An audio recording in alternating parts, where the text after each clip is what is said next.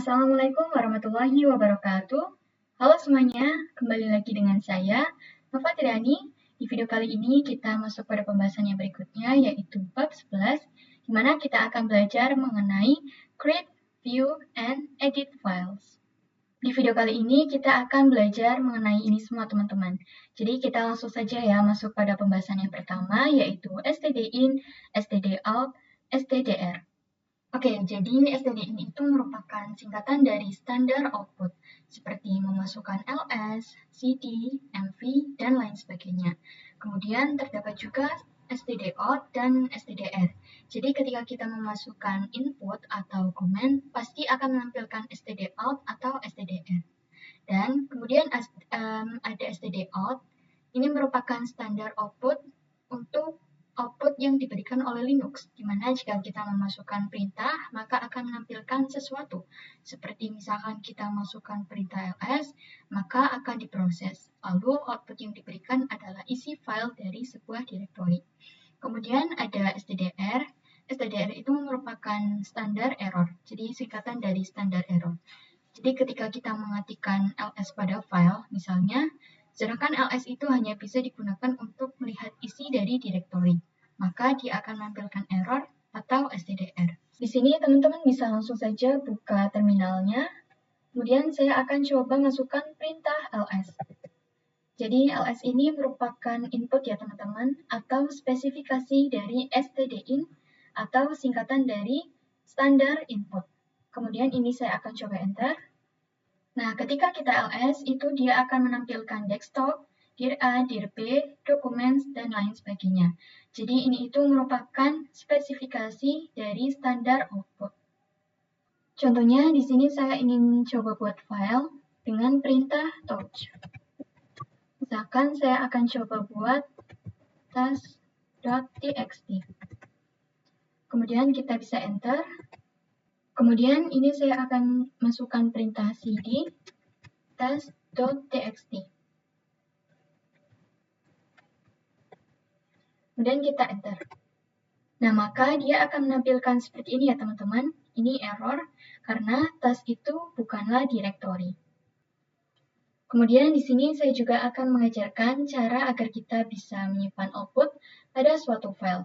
Jadi kalau sekarang kita memasukkan input dan outputnya langsung ditampilkan, ini merupakan hal yang biasa kita lihat.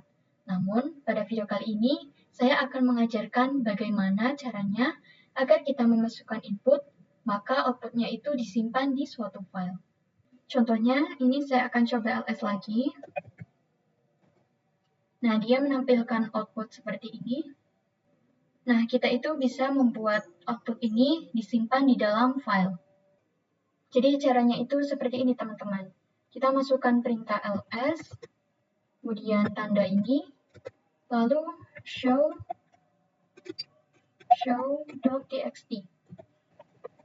Lalu kita bisa enter. Di sini menandakan bahwa saya memberikan input ls, maka outputnya itu tersimpan di show.txt. Meskipun show.txt belum saya buat, lalu kita coba lihat apakah ada show.txt. Ini seharusnya ada ya teman-teman. Di sini kita masukkan perintah ls. Oke, kemudian di sini saya akan coba masukkan perintah get show.txt. Jadi ini itu merupakan perintah yang digunakan untuk melihat isi dari file. Kita bisa enter. Nah, jadi isinya itu seperti ini ya teman-teman. Sebagai contoh, di sini saya akan coba membuat directory. Jadi sebelumnya itu saya ls, lalu outputnya itu disimpan di show.txt. Saya akan coba membuat directory dengan menggunakan perintah mkdir. Misalkan saya akan coba buat test12. Lalu saya akan coba membuat file di dalamnya. Dengan perintah touch test12 slice isi test.txt.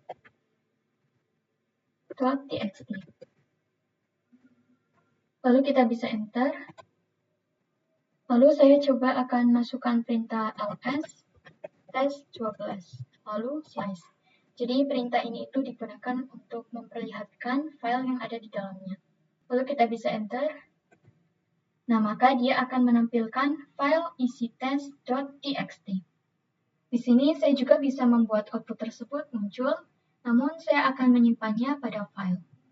Dengan perintah ls test12 twice, ini tanda seperti ini, kemudian show.txt. Lalu kita bisa enter. Nah, berarti di sini itu saya ingin melihat isi dari tes 12, di mana output tersebut tidak akan muncul secara langsung, namun ada pada show.txt. Kita coba lihat dengan memasukkan perintah get show.txt.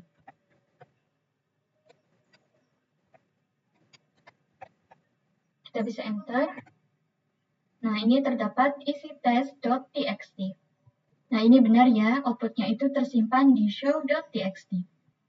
Nah, kenapa output sebelumnya itu hilang? Seperti output desktop, dokumen, downloads.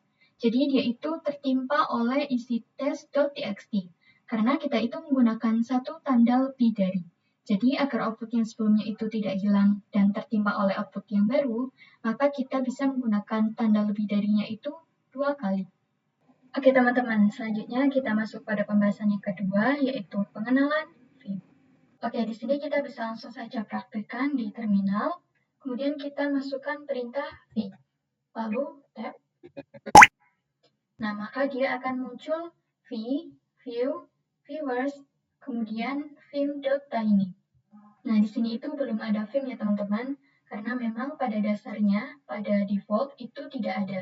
Jadi kita harus menginstalnya terlebih dahulu dengan melakukan perintah seperti ini, yaitu apt strip get install vim. Nah, lalu kita bisa enter. Nah, di sini tidak bisa ya teman-teman, terdapat permission read.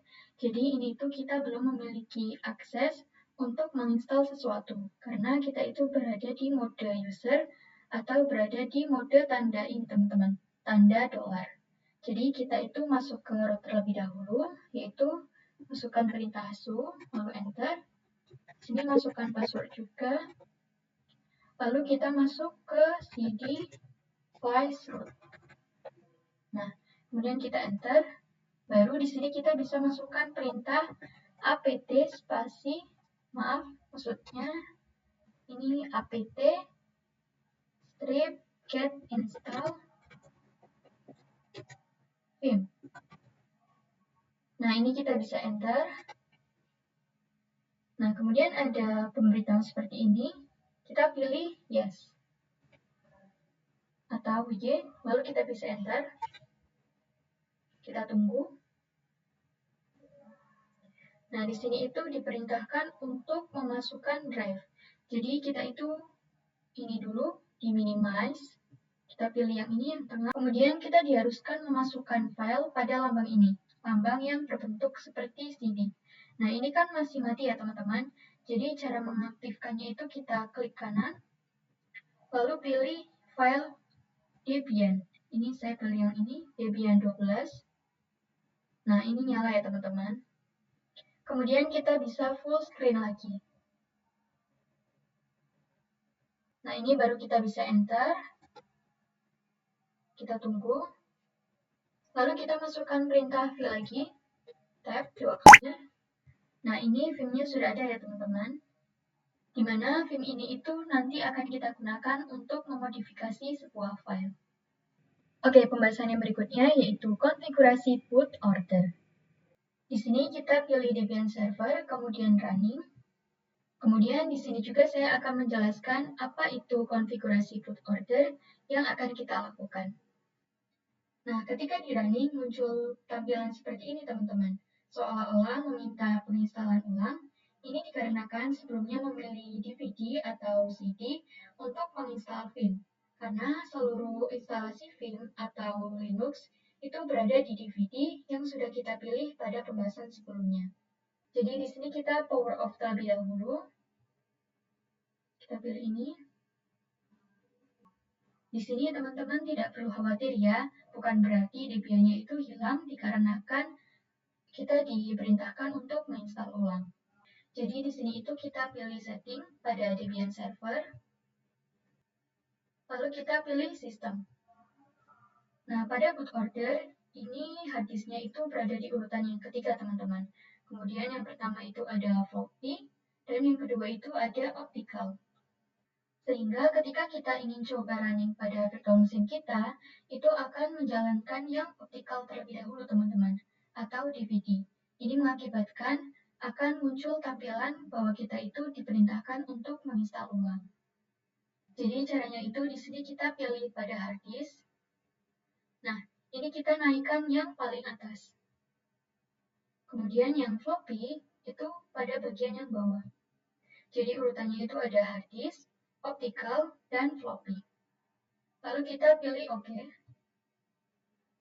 Lalu kita coba running lagi. Nah, sekarang kita sudah bisa masuk ke Debian tanpa memunculkan tampilan untuk install ulang lagi. Oke, kita lanjut pada pembahasan yang berikutnya, yaitu edit file dengan Vim. Di sini saya akan coba masukkan perintah ls, lalu enter. Di sini terdapat file test.txt, di mana ini akan kita gunakan untuk mempraktekkan Vim. Di sini kita akan lihat isi dari file test.txt, yaitu dengan perintah cat test.txt. Lalu kita bisa enter. Nah, ini masih kosong ya teman-teman. Lalu kita coba di test.txt ini terdapat beberapa kata-kata. Contoh di sini saya menggunakan perintah vim lalu test.txt.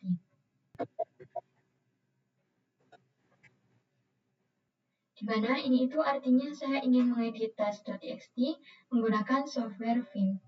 Lalu kita bisa enter. Nah, di sini kita belum bisa melakukan apa-apa, belum bisa mengetik atau menambahkan huruf ataupun angka. Untuk bisa mengetik atau menambahkan sesuatu pada kolom ini, maka kita itu harus masuk ke mode insert terlebih dahulu dengan mematikan tombol I atau huruf I yang ada pada keyboard teman-teman. Nah, seperti ini ya teman-teman. Sekarang kita sudah masuk ke mode insert, di mana ini kita bisa menambahkan huruf atau angka. Misalkan di sini saya ingin mengetikkan halo 1, lalu ingin coba buat halo 2 juga, lalu enter lagi halo 3. Kemudian untuk save ataupun keluar dari Vim ini, kita harus keluar dari mode insert terlebih dahulu. Caranya kita tekan tombol ESC atau escape yang berada di keyboard pojok kiri teman-teman. Seperti ini. Nah, ini sudah keluar ya teman-teman. Sekarang saya coba ingin melakukan save dan quit. Caranya yaitu titik 2, lalu W. Yang artinya W ini itu wait atau save. Ini hanya save dan biasanya orang-orang mengkombinasikan W ini itu dengan key. Jadi save dan quit. Kita masukkan huruf key, lalu kita bisa enter. Nah, sekarang saya sudah keluar dari Vim-nya. Sekarang kita akan coba lihat di test.txt ini apakah ada halo 1, halo 2, dan halo 3 dengan memasukkan perintah get test.txt. Seperti ini. Seharusnya ada ya teman-teman karena kita sudah memodifikasinya. Kita bisa enter. Nah, ini terdapat halo 1, halo 2, dan halo 3. Nah, lalu bagaimana kasusnya jika sudah melakukan perubahan file, namun teman-teman itu tidak ingin mengesave-nya, namun hanya keluar? Kita coba lagi dengan memasukkan vim test.txt. Nah, kita bisa enter, lalu kita tekan huruf I. Lalu di sini saya ingin menambahkan halo 4. Nah, halo 4. Lalu pilih escape. Lalu kita masukkan seperti ini teman-teman. Titik 2 dan key. Lalu kita enter. Nah, ini error ya teman-teman. No write change last change. Atau di sini itu kita diperintahkan untuk menambahkan tanda seru. Jadi kalau kita ingin keluar menggunakan perintah titik 2 lalu Q, itu tidak bisa. Jadi kita perlu menambahkan tanda seru. Jadi seperti ini. Lalu Q, lalu masukkan tanda seru. Nah, ini seharusnya bisa. Lalu kita bisa enter. Nah, ini sudah keluar ya teman-teman, sudah berada di tampilan yang awal. Nah, karena di sini kita hanya keluar saja, dan sebelumnya kita buat halo 4, seharusnya ketika kita akan coba cek, itu seharusnya tidak ada. Nah, ini seharusnya hanya ada halo 1, 2, dan 3. Jadi yang 4 itu tidak ada, karena kita tidak meng-save-nya. Kita bisa enter. Nah, seperti ini ya teman-teman. Kita lanjut pada pembahasan yang berikutnya, yaitu edit file dengan nano.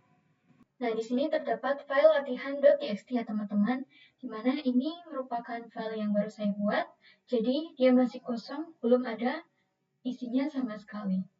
Di sini kita akan menggunakan perintah nano untuk mengedit file latihan.txt.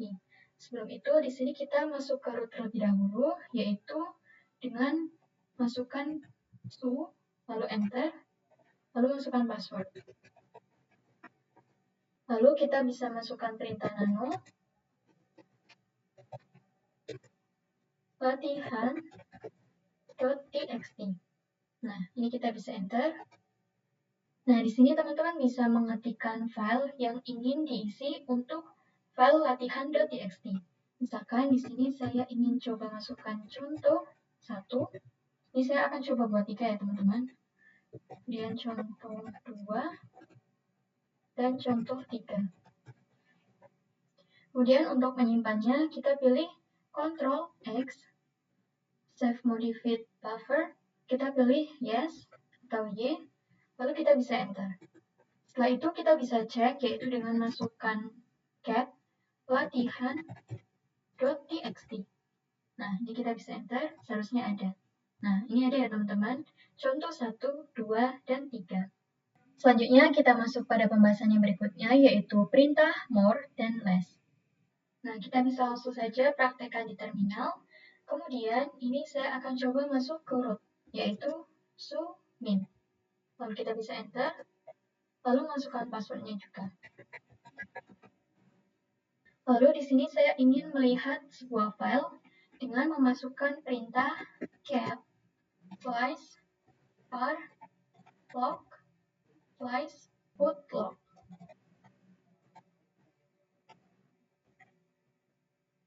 Kita bisa enter. Nah, jadi di sini terdapat informasi ketika kita proses putting.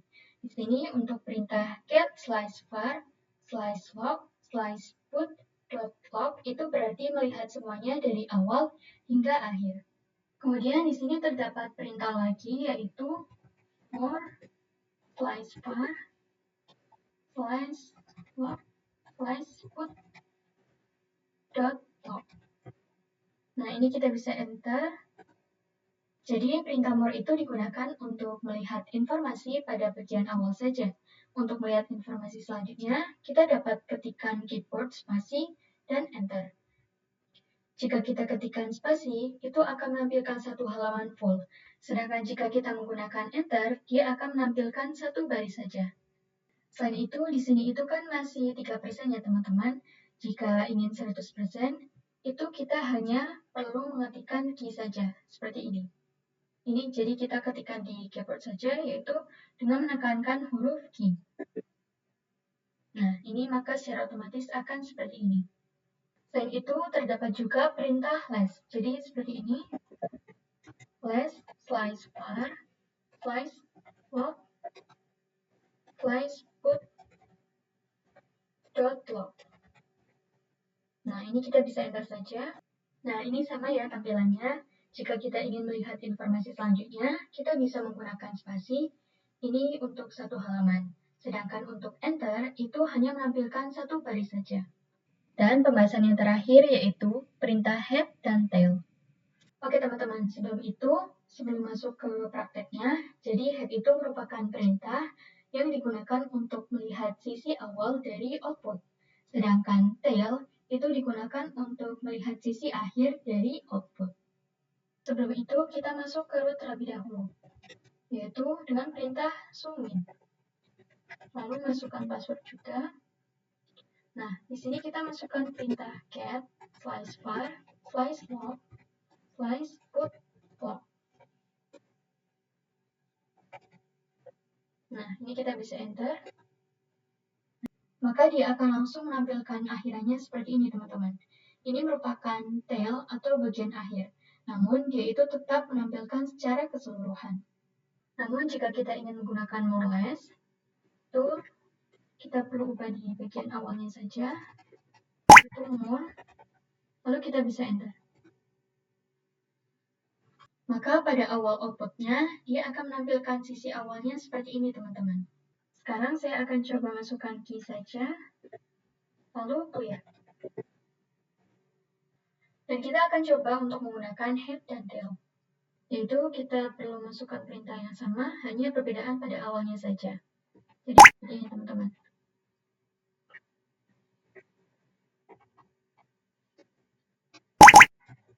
Head, slice var, log, put, dot log. Ini kita bisa enter. Nah, dia menampilkan seperti ini, teman-teman. Jika head, dia akan menampilkan awalnya saja, teman-teman. Jadi ini perlu teman-teman ketahui, ini ada 10 baris. Ini kita hitung ya. 1, 2, 3, 4, 5, 6, 7, 8, 9, 10. Lalu yang tail, kita masukkan tail saja pada bagian yang awal, maksudnya. Pada bagian yang awal, kita masukkan tail. Lalu kita bisa enter. Maka dia akan menampilkan sisi akhir dari outputnya, teman-teman. Di sini kita juga bisa menentukan berapa baris output yang kita inginkan. Contoh di sini saya ingin 5 baris saja, yaitu dengan perintah seperti ini.